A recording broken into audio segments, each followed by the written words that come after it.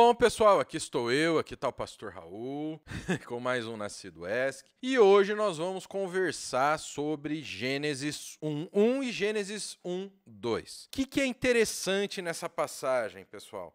Muitos falam sobre teologia do intervalo, que existiu uma primeira criação, Deus destruiu tudo, aí fez uma segunda. Engraçado, uma coisa tão importante e o Senhor não apresenta na Bíblia, né? A gente vê que é coisa de maluco, né? De maluco mesmo, né? Uma coisa dessa, não é coisa de gente normal. Teoria do hiato ou teologia do intervalo. Não existiu teologia do intervalo. Podem ficar sossegadíssimos. E nós vamos bater um papo primeiro, porque essa pergunta veio da mãe do ano, a nossa Rebeca, entendeu? Que teve a coisa mais linda do mundo, que eu não vejo a hora de ir lá em Campinas. A minha garrafa d'água já está cheia de água geladinha para eu ir em segurança para Campinas, porque falam que homem que bebe água lá em Campinas, coisa fica meio séria, né? Ou não tão séria. Mas, brincadeiras à parte, né? Brincadeiras à parte. Eu vou lá ver essa bebê, essa coisa mais linda. Eu brinco que a Rebeca é a mãe do ano, e ela foi a mãe do ano passado e mãe do ano esse ano, porque ela é muito querida da gente, ela é uma pessoa extraordinária, uma menina temente a Deus. O marido dela é uma graça também. Só falta um pouco, sabe, de foto dos dois, entendeu? Ele precisa participar mais, viu, Beca, do seu ministério. E eu fico muito feliz dessa criança ter nascido. Vocês não imaginam a felicidade que o pastor Raul tá. E essa dúvida quem trouxe foi ela, porque ela perguntou, peraí, fala lá que a terra era sem forma e vazia, que havia trevas sobre a face do abismo. Então, como assim sem forma e vazia? As trevas? Como que é isso? Como é que fica difícil de imaginar? A gente tem que entender essa palavra. Primeiro, a gente tem que entender essa palavra da maneira mais detalhada possível, e é hoje que nós vamos ver. Nós vamos analisar Gênesis 1, versos 1 e verso 2 aqui. Vamos mostrar a minha tela, bonitinha. Aí aqui, ó, a tela do Logos Bible Software do pastor, tá? Que a gente trouxe. Você quer saber mais sobre esse software bíblico? É o melhor software bíblico que nós temos à nossa disposição para o estudo bíblico. É o melhor software bíblico que nós temos. Tá? Você vai lá em pt.logos.com, tá bom? Não se esqueça. Vão lá que vocês vão gostar muito. Para quem quiser ter os mesmos recursos que eu tenho o pacote Platinum, tá bom? Lógico que eu tenho diversas outras publicações que eu fui comprando separada, mas o meu pacote é o pacote Platinum, tá, pessoal? Deem uma olhada lá, tá? A partir do pacote Silver já tem um custo-benefício estrondoso, tá bom? Então vamos lá, não estou aqui para falar, mas deixa o Logos. Logos vocês estão vendo aqui, né? Eu usei a ferramenta de construção de sermão, tá? E aqui eu tenho 3 traduções da Bíblia, se for necessário a gente dá uma olhada. As 3 traduções estão sincronizadas, então eu vou para uma passagem, entendeu? As outras vão automaticamente também. Sem forma e vazia. O que vem a ser isso? Vamos ler comigo o que nós vamos estudar. No princípio criou Deus os céus e a terra. Versículo 1, frase 1. A terra, porém, estava sem forma e vazia. Havia trevas sobre a face do abismo e o Espírito de Deus pairava por sobre as águas. Existe uma discussão se em vez de no princípio está em princípio. A gente tem que entender o contexto da coisa. Então, no princípio ou em princípio, ou seja, em começo, no princípio, no começo. Então, aqui está dizendo no sentido de inicialmente. Não é em princípio, ou seja, no começo de conversa, criou Deus os céus e a terra. Mesmo se fosse no sentido de em princípio, para começo de conversa, Deus criou os céus e a terra, não existia nada sem Deus. Então é no começo da narrativa. Então aqui é no sentido de início, tá bem? Mesmo se não tivesse, se começasse assim, criou Deus os céus e a terra, legal. Aí vem então essa questão já não temos problema. Aí o verso 2. A terra, porém, estava sem forma e vazia. Havia trevas sobre a face do abismo e o Espírito de Deus pairava por sobre as águas. Muitos dizem que aqui retrata 2 criações. Então, no princípio, primeiro, no início, criou Deus os céus e a terra. Então, nós temos aqui o primeiro verso. Tá? Então, vamos analisar esse primeiro verso. No princípio, criou Deus os céus e a terra. Deus, Elohim, A forma é plural no hebraico para denotar a majestade de Deus. Plural, esse nome de Deus representa a sua relação transcendente à criação. Ele é a expressão quintessencial de um ser celestial. Deus, diferente dos seres humanos, é sem princípio, não gerado, sem oposição ou limitação de poder. Isso é que é o interessante. O fato do termo Deus estar no plural está mostrando o quê? Que é a Trindade que criou todas as coisas. Porque se você olhar na criação, se a gente pegar aqui no verso 3, tem: disse Deus, haja luz. Deus criou tudo através da sua palavra. Ele não criou nada à toa. Ele não criou nada boiando. Ele não criou nada metendo a mão na massa, tendo que modificar, soldar, cortar, ou pedir ou agir de eletricista, ligar os fios para fazer a luz. Não. Deus não precisou fazer isso. Ele falou e existiu. Isso é importante para a gente ver o tamanho da majestade do poder de Deus. Segundo termo que nós vamos analisar, criou, é o termo bara. O que é esse termo bara? Esse verbo télico se refere ao ato completado da criação. Ainda que muitos verbos denotem a atividade divina de trazer a criação à existência, bara se distingue por ser usado exclusivamente para Deus. E ele retrata uma expressão assim: criado a partir do nada. Então Deus criou bara, no princípio bara, criou do nada Deus os céus de todas as coisas. No princípio, criou do nada Deus os céus e a terra. Ele falou: crie-se o cosmos. Puf! Está aqui o universo. O máximo que pode ter acontecido é o seguinte: cria-se o cosmos. Puf! Criou uma massa e expandiu. Aquilo que eles chamam de Big Bang. Mas a primazia é de Deus. Deus falou: crie o cosmos. Que apareça o cosmos. Puf! Por isso que eu brinco que com Deus é isso aqui. Criou a partir do nada os céus e a terra. Então, os céus, que é todo o universo, e a terra como planeta, ó, exclusivamente para Deus. Sua criação revela seu imensurável poder e energia, sua perplexiva imaginação e sabedoria, sua imortalidade e transcendência, por fim deixando o finito mortal envolto em mistério. A terra perdura, em parte, porque é trazida à existência por meio da sabedoria de Deus, a qual anexa sua justiça. Sua criação incorpora tanto aspectos físicos quanto socioculturais da realidade.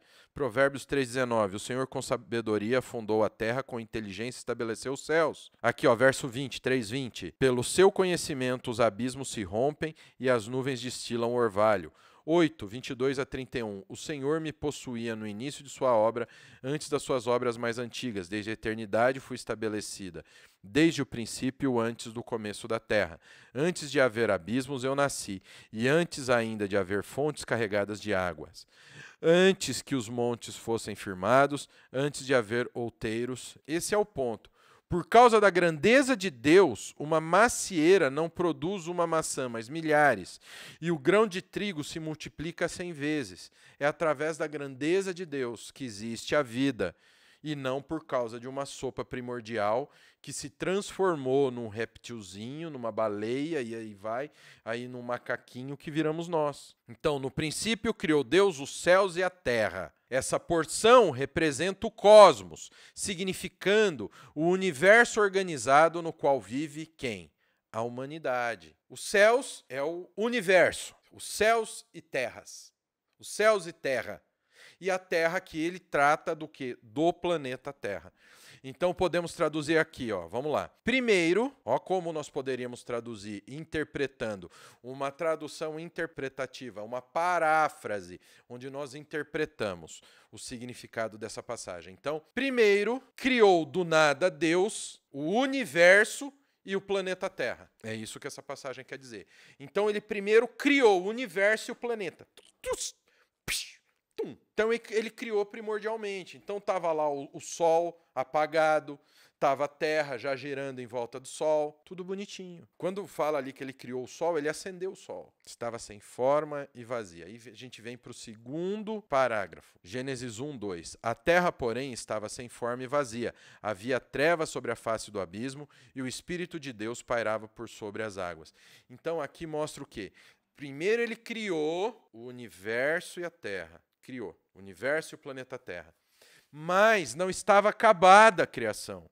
Isso que vocês têm que entender. Aqui não tem duas criações, é uma criação. Isso aqui é o índice da criação. Porque aí diz, a terra, porém, estava sem forma e vazia. Vamos lá. Ora, a terra, né? Então aqui, a terra. Ponto de partida da história pode ser algo surpreendente. Não há palavra de Deus criando o planeta Terra ou trevas ou caos aquático. O narrador começa a história com o planeta recém-criado, presente, embora indistinto e informe. Então, criou ali uma pedrinha, tudo misturado, tudo bagunçado. No poder criativo de Deus, ele transformará as trevas num universo ordenado. Então, ele criou tudo ali apagado, tudo ali só criou o universo com o planeta Terra. Mas não estava acabado, estava tudo desordenado. Estava tudo fora do lugar. Ele criou as coisas, depois ele organizou as coisas. Entende onde eu quero chegar? Criou e depois ele organizou. É isso que está sendo retratado aqui. Então, o termo terra. Esse termo é usado de 3 formas no prólogo. Para significar o cosmos, quando parte de uma frase composta com céu, como a gente já conversou. Para significar terra seca, em 1:10 a gente vê isso. E como usado aqui para significar o que chamaríamos de planeta. A Terra, ou seja, aqui já ele criou os céus e a terra. Agora ele está tratando aqui do planeta Terra. Sem forma e vazia. Essa frase é um antônimo de céu e terra. Significado algo não criado ou desordenado. Aqui significa desordenado. A terra estava desordenada, desorganizada. Isso que vocês têm que entender. Segundo Davi Tsumura, esse sintagma se refere à terra como um lugar vazio, isto é, um lugar improdutivo e inabitado. Nesse sentido, a terra existia, mas ela estava vazia e inabitada de vida, de organização. Então, as leis da física, os átomos, não obedeciam às leis que Deus criou. Tsumura argumenta de forma convincente que a preocupação da narrativa é com a vida, aves, animais, vegetação, a organização de tudo. O estado negativo da Terra reflete uma situação na qual a Terra não está produzindo vida. Aí vem, as trevas cobriam a superfície do abismo. A Terra é um abismo escuro e inóspito para a vida. Trevas e abismo como opostos a luz e terra. Então, se nós pensarmos aí já dentro do planeta Terra, entendeu? Então, faça-se a luz. Sem luz nós temos o quê? Escuro, treva. Nós não tínhamos os luminares. Nós não tínhamos luz. A luz não havia sido criada. Nossa, então era como? Era como o nada. Como se nós estivéssemos aqui no preto. Vocês conhecem isso aqui da BV Books? É muito legal isso aqui. É a Bíblia para Minecrafters. O índice. Quero mostrar uma coisa muito legal. Olha só. É que aqui ele fala que coloca Gabriel, né? Vê essa grande escuridão, tal. Não é com Gabriel, né? Era a Trindade. Então nós temos aqui, ó. Deixa eu pôr aqui a imagem grande para mostrar para vocês. Não sei se vocês vão conseguir ver. Aqui, ó. Tá vendo que só tem aqui o preto, que é o nada, com o diálogo. Então não tinha nada do diálogo do Deus Pai com Deus Filho e com o Espírito Santo. Então não existia nada. Se nós estivéssemos lá, nós íamos ver um belo monte de nada. E como sem luz, o nosso olho capta o quê, pessoal? O nosso olho, ele capta a luz. A luz não existia, não tinha luz fraca. Hoje, se você estiver no meio do mato e anoitecer, depois de um tempo você consegue enxergar. Por quê? Porque o teu olho se adapta àquela pouca luz que existe ali. Nesse caso, não existe luz. Então não tem como o olho se adaptar e depois de um tempo ele vê lá a coisa tudo desgrenhada, o abismo. O abismo é por quê? Porque não tinha terra, ainda não havia sido formado. Era uma massa disforme, era o nada, era uma coisa desorganizada, era algo desorganizado. Então criou a terra, criou o universo, criou. E aí ele organizou, ele arrumou. Arrumou não, porque arrumou dá o sentido que ele tinha feito errado. Entendeu? Então, trevas e abismo é o oposto em luz e terra organizada. Trazem a conotação de mal irracional. Êxodo 15:8. Como o resfolgar das tuas narinas amontoam-se as águas, as correntes pararam em montão, os vergalhões coalharam-se no coração do mar. Também vem fazer parte da criação divina, fazendo a vontade de Deus. E aí vem o Espírito de Deus.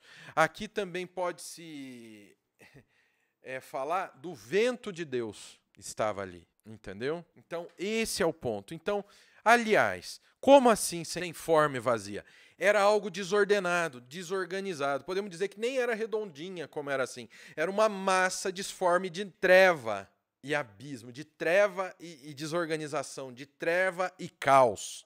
Então, se nós fôssemos enxergar, Rebeca, é aquilo que eu te falei no history que a gente pôs. É o quê? É olhar. Se nós fôssemos descrever, nós não conseguiríamos ver nada além de um preto, porque era totalmente desorganizado, tá bom? E isso é uma coisa que nós temos que entender, trocando em miúdos aqui. Aqui, ó. Sem forma e vazia, primeiro ele criou os céus e a terra, o universo e o planeta. O universo, primeiro Deus criou o universo e dentro dele a terra. Certo? O planeta Terra. E aí, aqui embaixo, explica como estava a Terra e a Terra recém-criada. Então, isso é uma conclusão muito importante para a gente entender.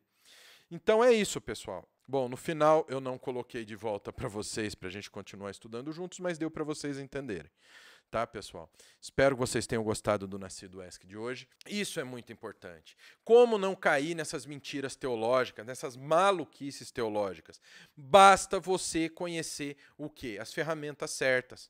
Deixa eu voltar aqui para mostrar uma coisa para vocês. Ó, aqui nós tratamos, ó, um pouco de línguas originais. Por exemplo, nós entendemos que o termo bara é um termo utilizado apenas para Deus e é um criar, é um criou utilizado no sentido de criar a partir do nada. E isso é extremamente importante. A gente viu que Deus, Elohim, está no plural. Então nós estamos vendo aqui uma interação entre Deus Pai e Jesus Cristo. Nós vemos que aqui aparece o quê? O Deus Pai, Jesus Cristo, aparece bonitinho aqui. Então é importante que você conheça as línguas originais, porque é o seguinte, não adianta nada você pegar o termo Elohim e falar que isso quer dizer Deus. Muito legal, traduziu. Mas espera aí, você sabia que está no plural? Então, as línguas originais da Bíblia, a gente tem que tomar um grande cuidado, porque a forma como o verbo se relaciona, com o substantivo. O hebraico, inclusive, ele não é escrito como o português, que é da esquerda para a direita. Não, ele é escrito da direita para a esquerda, o contrário. Você sabia disso? E para nós traduzirmos a palavra de Deus, nós temos que saber de tudo isso. Para você fazer uma exegese, o que é isso? Para você extrair o conhecimento bíblico correto, de acordo com os originais, você precisa conhecer as línguas originais da Bíblia. Você precisa saber qual texto você vai usar nessa tradução.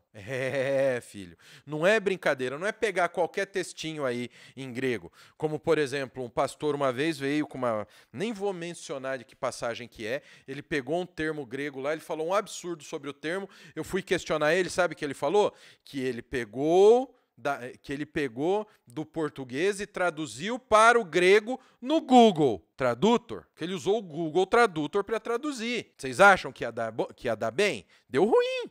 Então vocês precisam entender, peraí, qual texto grego eu vou pegar? Peraí, esse texto aqui, ele é bom nesse sentido, esse texto aqui eu vou trabalhar nesse sentido.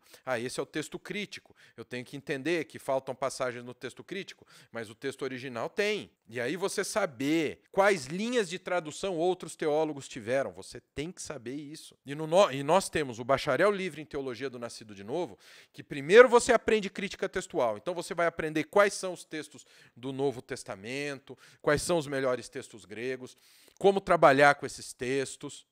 Aí você vai aprender o grego, o hebraico, traduzindo Bíblia, já engatando com exegese, obedecendo a hermenêutica. Então você vai aprender as línguas originais no bacharel livre em teologia. E aí você vai aprender o contexto cultural, o contexto histórico. Por exemplo, esses pormenores. O termo bara, criou, só que é um criou usado apenas por Deus. Então você vai aprender todos esses pormenores e vai aprender mesmo.